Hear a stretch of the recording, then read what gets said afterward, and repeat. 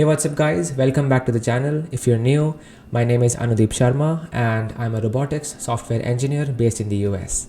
In this video, we are going to explore 5 strategies and their corresponding systems that will help you get better grades at university and will basically help you get your shit together, something that seems very impossible at that stage of life. Let's get started. Number 1, a productivity system. So a productivity system is the backbone of your life. And there are so many things going on in university, from classes to projects to assignment submissions. There is this undertone of type A stress that comes with remembering all the deadlines, all the classes, all the exam dates, and moreover remembering the subjects that I have to study. And you're trying to be a good person, a happy person, a calm person, but there's this mix of emotions. I've personally been there. My notes were scattered and I basically lacked planning. I figured out halfway that I needed a productivity system, and now I cannot imagine my life without it. So what makes a productivity system? In my opinion, you need a tasks/project management tool, you need a calendar tool, and you need a notes tool. So you can either go analog with a pen and paper, and many people do that, and that's efficient for them. Even I've done that, and there's this feel and beauty that comes with it. Even I love the stationery that comes with all of those systems, but to me it is very inefficient because then you have to carry that pen and paper, that piece of notebook everywhere around, and if someone asks, hey, are you free at that point of time, I will have to take that notebook out of my bag, look at my schedule, and then answer them. Whereas if I use a digital system, which I'm coming to in just a minute, I can just take my phone out and it's all convenient. The other problem, and the bigger problem with using a physical system like a pen and paper, is that if you happen to be in rain and the ink washes away, there goes all your planning, all your schedules, all the important deadlines, and all your knowledge, the notes that you made. And that is why I'm a huge fan of digital systems. I have been organizing my life digitally for so long. So the apps that I use are Todoist for task management, Google Calendar for time management, and Obsidian for knowledge management. And it really is not about the apps, it's about the systems. And the system that I'm trying to tell you is a combination of all these 3 apps. So every time I have to do something, whether it's laundry, preparing for an exam, doing some revision, it all goes into my tasks app, that is Todoist. All my project deadlines, my assignment deadlines, my exams, my classes, all of them are clearly marked on my calendar, so I know what is happening when, and I can prepare accordingly. And I take my tech notes in Obsidian because of its exceptional markdown functionality. The other advantage of having a digital system is that you get notifications. As I said, Todoist is a task app, and you can set due dates and due times and priorities to different tasks, and the app will give you notifications and reminders on when you want to be reminded about a particular task or a particular thing that you want to do. Everything is backed on the cloud as well, so if I happen to lose my device, that is my Pixel or my Mac or something, I have everything on the cloud. I can access that information, be it my tasks, my priorities, my notes, everything through the web as well. Just having a place of all the things that are happening in your life is a game changer, really. Much of the undertone of stress that comes along with a day-to-day university life is because of remembering these things in our heads. But in recent times, technologies have grown. We can just offload this information onto an app or even a pen or paper, and that gives a lot of peace and calm, and you can really focus on the important things. Number 2, study techniques. You need to know how to study. You need to know how to learn, how to unlearn new things and learn new things, learning how to learn.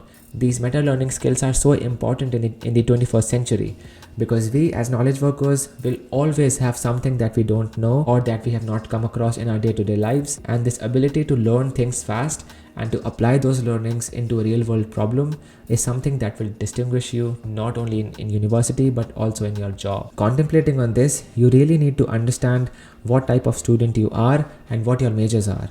If you're typically a med or a law or an economics grad, you will need to inculcate techniques like active recall and spaced repetition to remember stuff. On the other hand, if you are a math student or a tech student, you want to develop algorithmic problem solving skills by practicing categorized questions by concepts and documenting those steps. In tech, a lot of exams are open books, so memorization techniques like active recall will not work. And on the other hand, learning how to problem solve, learning how to take notes so that those notes become a resource for you to solve new problems in the exams is a skill that you want to learn. This is essential. You don't want to waste your time with inefficient study techniques like rewriting, rereading, highlighting, particularly things that we have been taught in our schools, but a bunch of research that has been done shows that these are one of the most inefficient techniques, yet more than 90% of students resort to these simply because they don't know.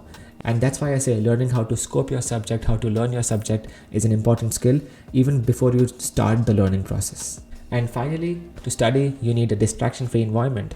There is a concept called flow state, which I think many of you might have experienced in some form or the other, which is basically a state wherein you are so engrossed in your work that you don't check on the time, you are so absorbed while having the fun, and the goal is to recreate these flow states as much as possible.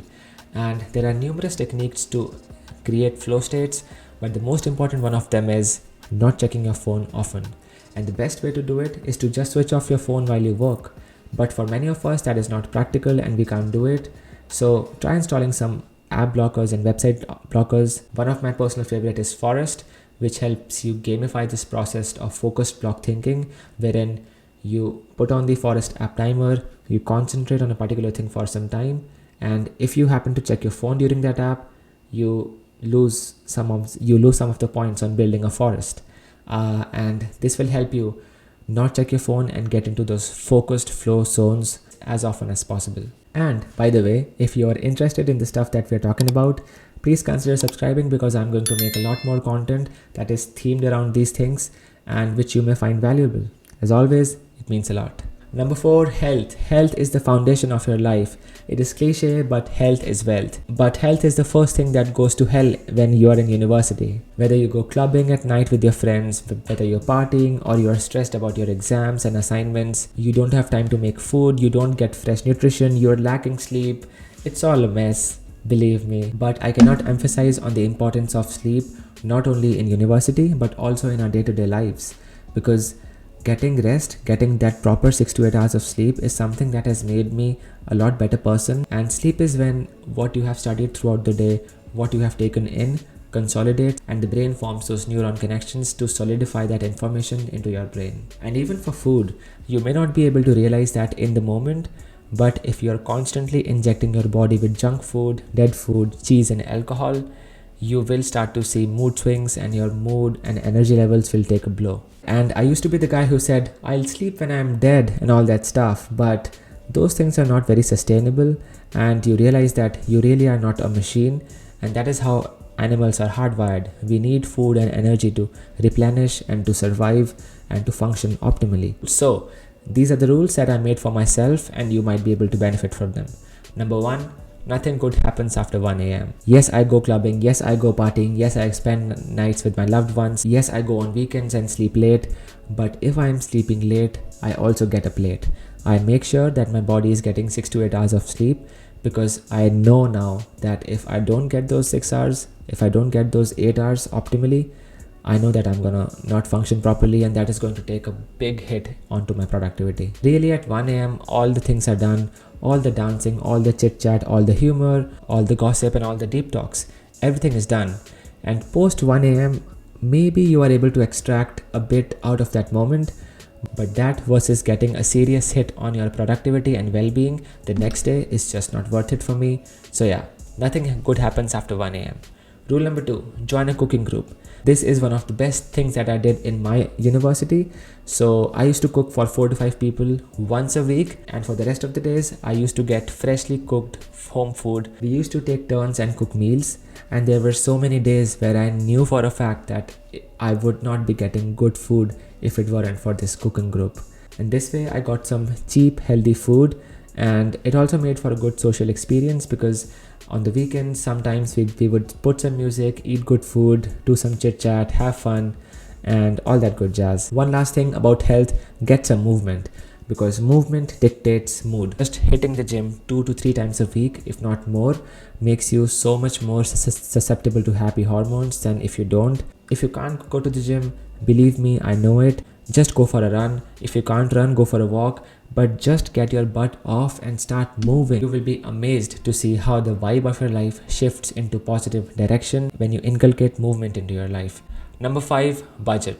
One of the most significant sources of stress during university life is about money. You need to be able to spend within a budget, eat within a budget, and make some money if that is what your priorities are. I personally recommend using a finance spreadsheet or a finance app like Monzo, which allows you to make buckets for different areas of life and put limits onto those. Basically help you track spending in different areas of life. You can also try using different bank accounts, and the trick here is to keep very little money into your main bank account and put all of the money into other ones. Yes, you have the money, but it takes a while, probably a day or two, and by then your urge to spend the money onto that new flashy thing is gone. So that's a life hack. You can also do some campus job if your course allows it to make some extra useful money. You can also work some internships during summer and then chill during the semester, because you know that you have those extra savings that will get you through the semester. That is what I did. That is what I will recommend. Number 5, and the most overlooked aspect, is social life. Human beings are social animals. No matter what your nature is, we need people in our lives. And in university, it can get lonely, especially if you are traveling to a new country and starting afresh. And it really is not about being around people. It is about finding connection and being with like-minded people and having that assurance that, okay, I have that person who I can go and talk my heart out, because we share the same values, we share the same goals, and basically have the same outlook on life. You can go clubbing all that you want, but if you don't have the connection with the people that you spend your time with, I don't think you'll be able to feel the social connection, and you will feel lonely. I recommend treating this as an essential skill, like investing time in people, going to those extracurricular events, making time for inviting people to your house, going to people's houses, going out on weekends, going to libraries and studying with people, making study groups, going to cafes, going on weekends outside, whatever. And till date, I have a couple of 1.5 hour blocks blocked on my calendar for social interactions where I do all these things, because if something is not on my calendar, it is not happening. That's it, guys. These are 5 things that you have to get right, and I'm damn sure that your university experience, your grades, your social interactions, your happiness levels, your stress levels, all of these will improve drastically. I know it can be a bit overwhelming, so you can just start setting up one area of your life and then move forward from there. I really hope you found value in today's video. If you did, feel free to give it a thumbs up. As always, it really means a lot. Thank you for hanging around, guys. This is me signing off, and I'll see you in the next one. Peace.